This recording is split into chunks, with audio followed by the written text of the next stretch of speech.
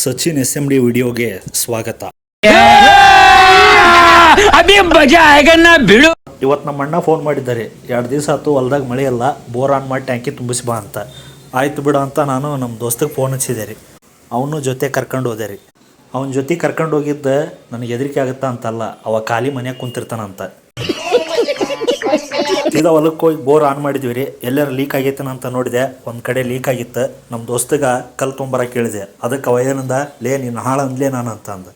ನಾನು ಹೇಳಿದೆ, ದೋಸ್ತನ ಯಾವಾಗಲೂ ನಾನು ಹಾಳಾಗಿರೋಕ್ಕೆ ಇಷ್ಟಪಡಲ್ಲ. ದೋಸ್ತ್ ಯಾವಾಗಿದ್ರೆ ರಾಜನ ಬರ್ತಾ ನೋಡ್ರಿ ಈಗ ನಮ್ಮ ರಾಜ.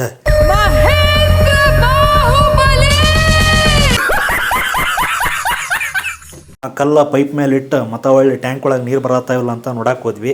ಟ್ಯಾಂಕ್ ಒಳಗೆ ನೀರು ಬರತ್ತಿದ್ವು. ಮತ್ತೆ ಒಳ್ಳೆ ಅದು ಕಸ ಇತ್ತು, ಕಸ ತೆಗೆಂಬ ಅಂತ ಅಂದೆ. ಅಷ್ಟ್ರಾಗಿ ಇವ್ ಕಣ್ಣಿಗೆ ಎಳ್ಳೀರು ಗಿಡ ಕಾಣ್ತ್ರಿ.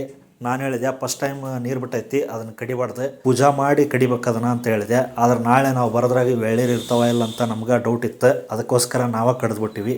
ನಮ್ಮ ದೋಸ್ತ 2 ಎಳ್ಳೀರು ಕೊಡ್ದ, ನಾನೊಂದು ಎಳ್ಳೀರು ಕುಡ್ದೆ. ಮತ್ತು ಒಳ್ಳೆ ಮನೆಗೆ ಒಯ್ಯಾಕ ಒಂದಿಷ್ಟು ಎಳ್ಳೀರು ತಗೊಂಡ್ವಿ. ಎಳ್ಳೀರನ್ನ ಒಂದು ಚೀಲದಾಗ ಹಾಕ್ಕೊಂಡು ಹೋಗ್ಬೇಕಂದ್ವಿ. ಎಲ್ಲ ಗೊಬ್ಬರ ಚೀಲ ಇದ್ವು, ಹೊಲಸಾಗಿದ್ವು. ಹಂಗಾಗಿ ನಮ್ಮ ದೋಸ್ತಿಗೆ ಹಗ್ಗದಾಗ ಕಟ್ಟಿಬಿಟ್ಟಿನಿ. ಎಳ್ಳೀರ 10 ರೂಪಾಯಿ. ಯಾಕೋ ಮಳೆ ಬರೋ ಥರ ಕಾಣ್ತಾ ಇತ್ತು. ಅದಕ್ಕೆ ಒಳ್ಳೆ ವಾಪಸ್ ಮನೆಗೆ ಹೊಂಟಿದ್ದೀವಿ.